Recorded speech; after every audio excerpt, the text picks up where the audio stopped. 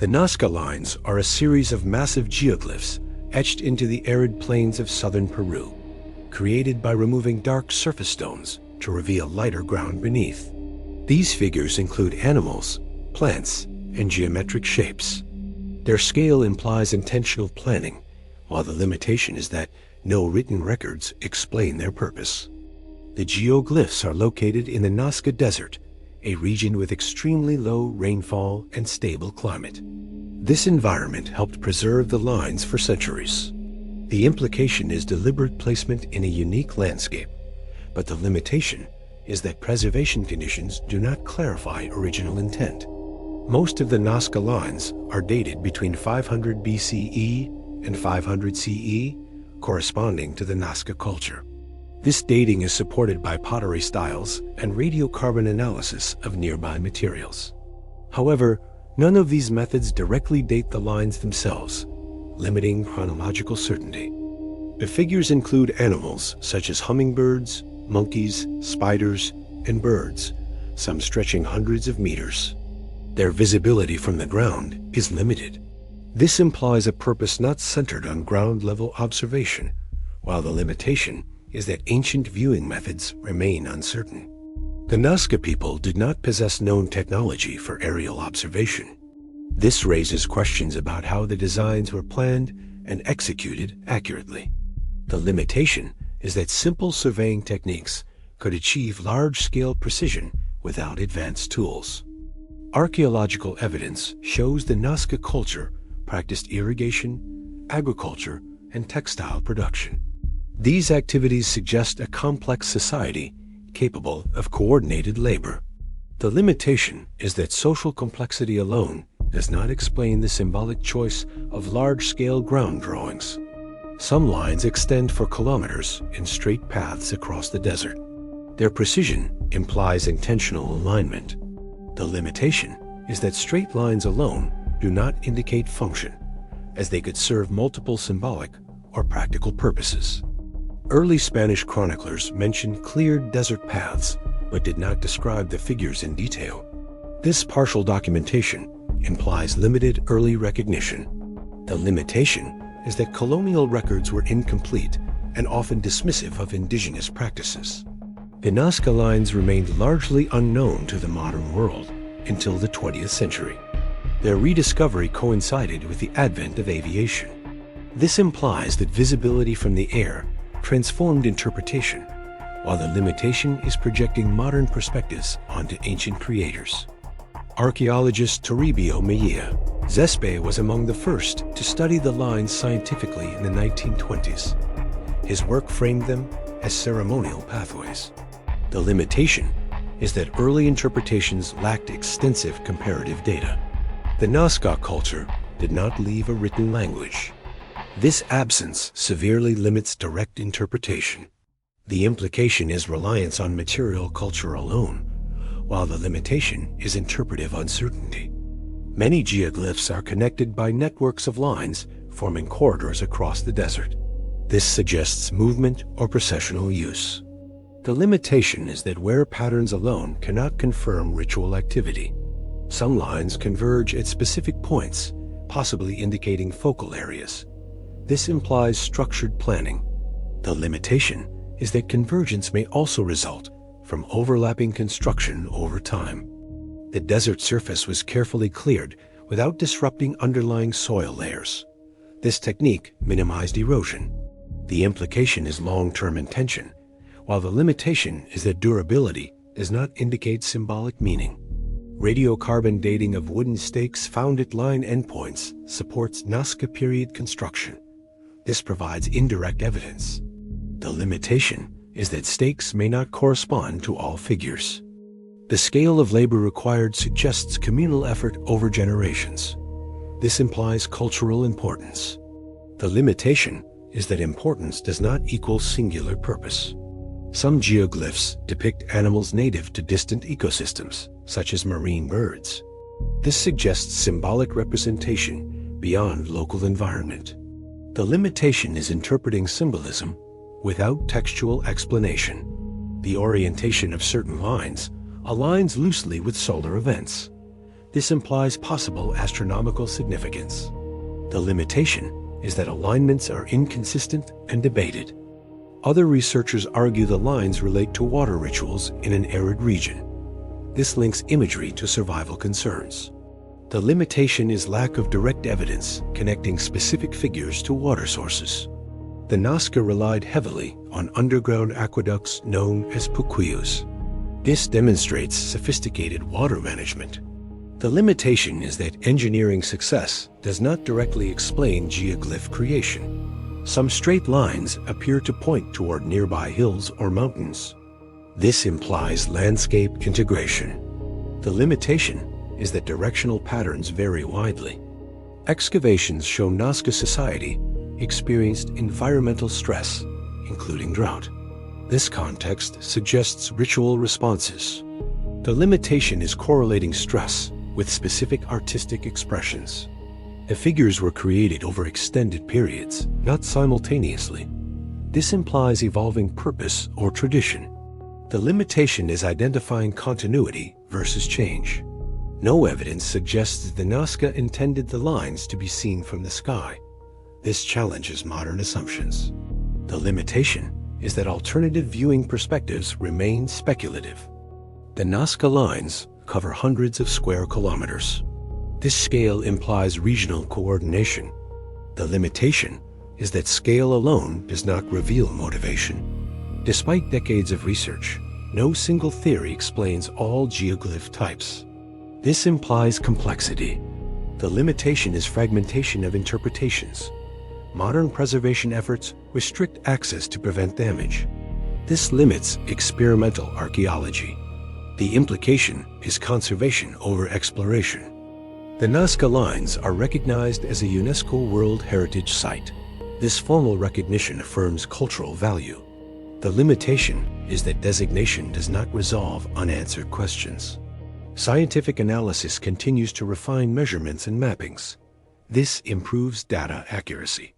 The limitation is that better data has not produced definitive explanations. At this stage of inquiry, the Nazca Lines remain a documented cultural achievement with uncertain purpose.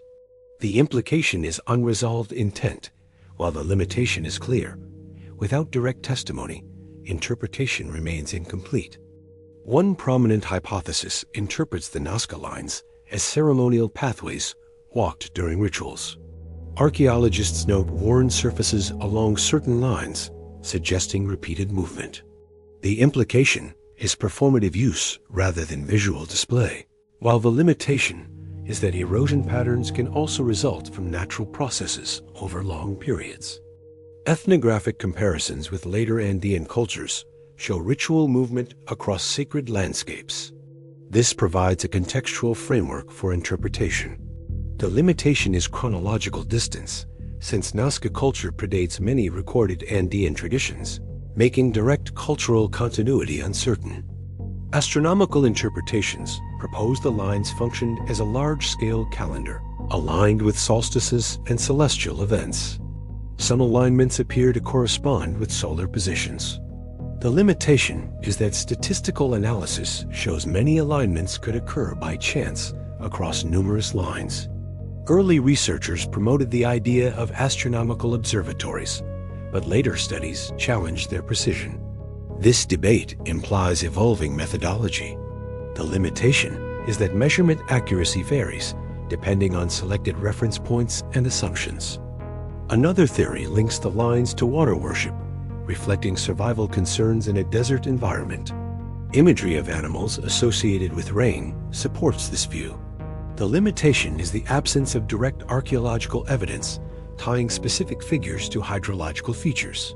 Excavations near the lines have uncovered ritual offerings, including ceramics and organic remains. These finds suggest ceremonial activity in the region. The limitation is that offerings are not consistently associated with individual geoglyphs. Ground-level visibility studies show that many figures can be perceived from nearby hills. This challenges assumptions about aerial necessity. The limitation is that not all geoglyphs are equally visible from elevated terrain. Experimental archaeology demonstrates that small teams using ropes and stakes can recreate large figures accurately. This implies achievable construction methods. The limitation is that feasibility does not clarify symbolic motivation. The Nazca Lines lack defensive or utilitarian features, distinguishing them from infrastructure. This implies non-practical intent. The limitation is that symbolic functions remain broad and undefined. Soil analysis indicates minimal disturbance beneath the cleared lines. This careful technique suggests long-term planning. The limitation is that planning quality does not indicate why the designs were created. Some geoglyphs overlap or intersect, indicating reuse of space over time. This implies evolving traditions. The limitation is determining whether later lines respected or disregarded earlier meanings. Climatic studies show increasing aridity during the Nazca period. This environmental pressure may have influenced ritual expression. The limitation is correlating climate data directly with artistic choices. Iconography on Nazca pottery depicts similar animals to those in the geoglyphs. This suggests shared symbolism across media. The limitation is that pottery scenes do not explain scale or placement. Scholars debate whether the lines served multiple purposes simultaneously. This implies functional plurality. The limitation is that multi-purpose explanations risk becoming unfalsifiable. A minority view suggests the lines marked pilgrimage routes connecting sacred sites. This integrates geography and movement. The limitation is lack of clear destination markers. Remote sensing has identified previously unknown lines, expanding the dataset. This implies the tradition was more extensive than once thought. The limitation is that increased quantity has not clarified purpose. Conservation restrictions limit excavation directly on the lines. This protects the site. The limitation is reduced opportunity for intrusive investigation that might yield new evidence. Interpretations are influenced by modern perspectives on art and symbolism. This raises concerns about projection. The limitation is separating ancient intent from contemporary frameworks. Despite extensive mapping, no central planning hub has been identified. This suggests decentralized creation. The limitation is that organizational structures may leave minimal archaeological trace. Comparative studies with other geoglyph traditions show differences in scale and context. This implies unique cultural expression. The limitation is limited comparative material. Radiocarbon dating continues to refine the construction timeline. This improves chronological resolution. The limitation is indirect association with the lines themselves. Some researchers argue the lines functioned as offerings to deities visible from the sky. This interpretation is symbolic. The limitation is absence of corroborating evidence for sky-oriented worship. The diversity of shapes suggests no single symbolic system. This implies cultural complexity. The limitation is difficulty synthesizing disparate elements into one explanation. Academic consensus increasingly rejects singular explanations. This reflects accumulated evidence. The limitation is that consensus acknowledges uncertainty rather than resolution.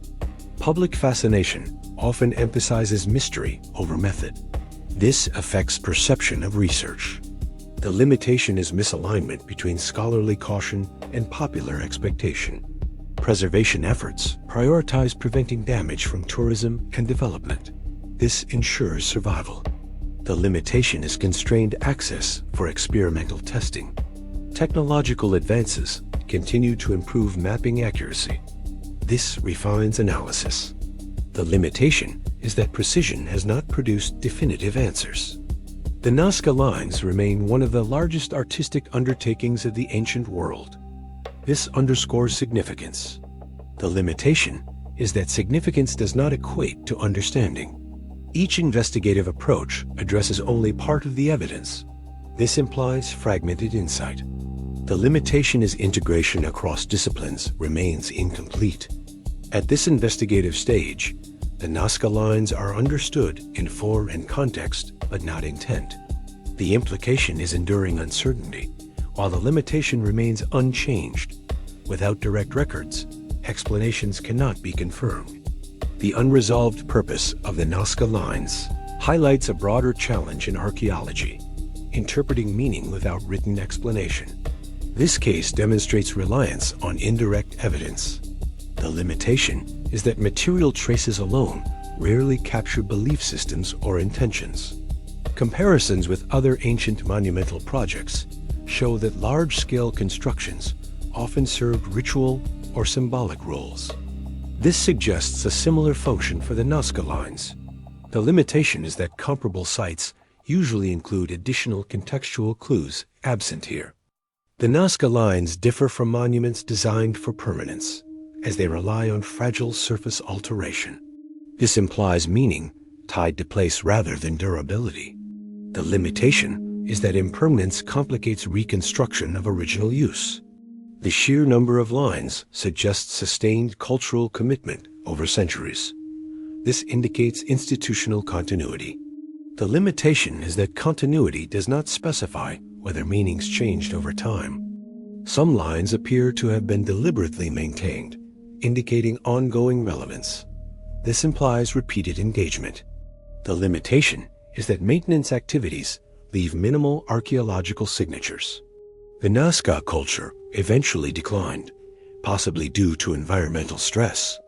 This context raises questions about whether the lines relate to societal response.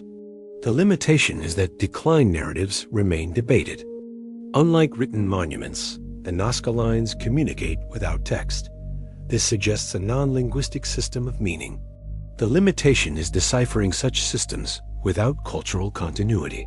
The line's visibility from elevated terrain implies engagement with landscape features. This suggests spatial symbolism. The limitation is that symbolic landscapes can be interpreted in multiple ways. The absence of centralized authority markers near the lines challenges hierarchical interpretations. This implies community-based creation. The limitation is that leadership structures may not leave physical evidence. Modern analytical tools quantify patterns, but cannot infer belief. This defines the boundary of scientific inquiry. The limitation is methodological, not technological. The Nazca Lines demonstrate how cultural expression can persist without explicit explanation. This challenges assumptions about historical legibility. The limitation is acceptance of incomplete knowledge. Interpretations often reflect the priorities of the era studying them. This reveals shifting academic frameworks. The limitation is historical interpretation is never static. The lines have survived because of environmental stability, not deliberate preservation. This implies accidental endurance. The limitation is that survival bias affects what is studied. The lack of associated habitation sites near many geoglyphs complicates functional theories. This suggests separation from daily life. The limitation is that ritual spaces often exist apart from settlements. The Nazca Lines occupy a space between art, ritual, and landscape modification. This ambiguity sustains debate. The limitation is definitional overlap. Continued research refines understanding of how the lines were made, not why. This imbalance highlights evidentiary limits. The limitation is explanatory stagnation. The case illustrates how absence of evidence shapes narratives as much as presence. This absence becomes central. The limitation is negative evidence, cannot confirm hypotheses. The Nazca Lines resist singular interpretation because they likely serve different roles at different times. This implies dynamic meaning. The limitation is lack of temporal resolution. Public discourse often seeks definitive answers. The Nazca Lines resist closure. The limitation is tension between curiosity and uncertainty. Archaeology accepts uncertainty as part of inquiry. The Nazca Lines exemplify this principle. The limitation is unresolved questions remain. The site continues to be studied using non-invasive methods. This protects integrity. The limitation is restricted intervention. The Nazca Lines challenge modern assumptions about utility and expression. This broadens perspective. The limitation is interpretive openness. No theory has achieved universal acceptance. This reflects evidentiary balance. The limitation is enduring ambiguity. The lines endure as one of the most carefully preserved ancient landscapes. This underscores importance. The limitation is importance does not yield explanation. Each new discovery adds detail, but not resolution. This pattern persists. The limitation is diminishing explanatory returns. The Nazca Lines remain a record of action without narrative. This defines their mystery. The limitation is narrative absence. As long as direct testimony is unavailable, interpretation will remain provisional. This constrains conclusions. The limitation is structural. The Nazca Lines demonstrate the limits of reconstructing intention from form alone. This informs methodology. The limitation is epistemological. The mystery persists because the evidence allows multiple interpretations, but confirms none. This defines the case. The limitation is unresolved intent. The facts are real. The explanation is up to you.